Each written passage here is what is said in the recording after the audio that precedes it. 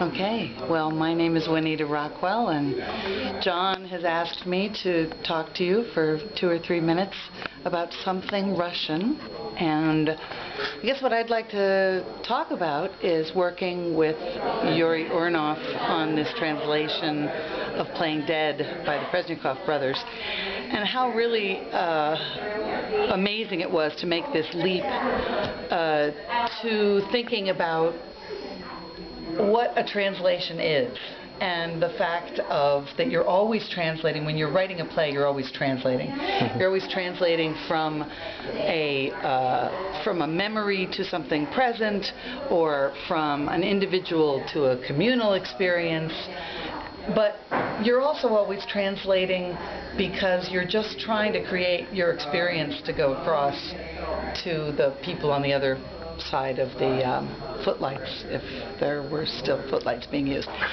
And working with Yury, we had this wonderful opportunity to Yury has become now a wonderful hybrid of Russian and American, and it seemed as if we were always trying to leap into something which would be both really Russian, because we want to communicate a Russian experience to Americans, that's really what the translation was about, and yet something which is somehow deeply American, which is something that that an American could connect to in some way.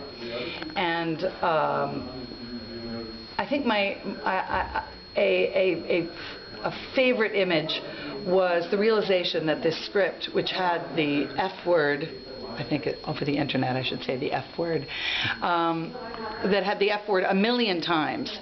And I said, so is this one word really repeated over and over and over again? And Yury said, oh, no, we have, 78 different words. We have all these different words, and it's used each way.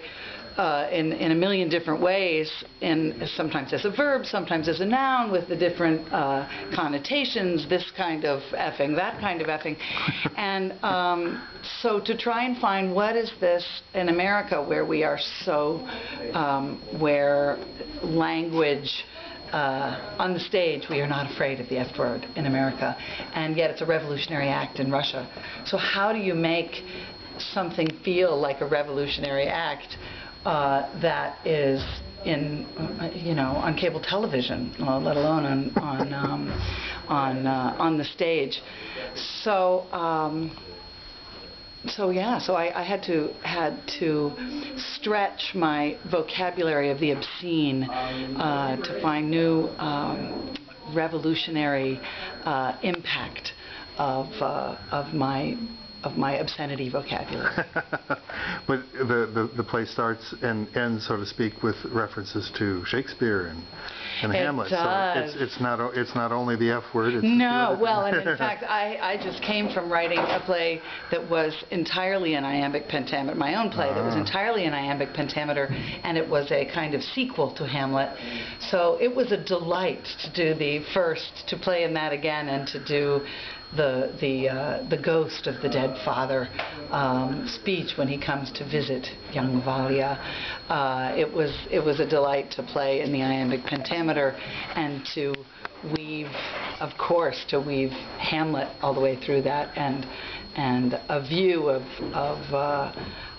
Hamlet's family that is that feels very much like what I think is truly the iconic contemporary Shakespeare.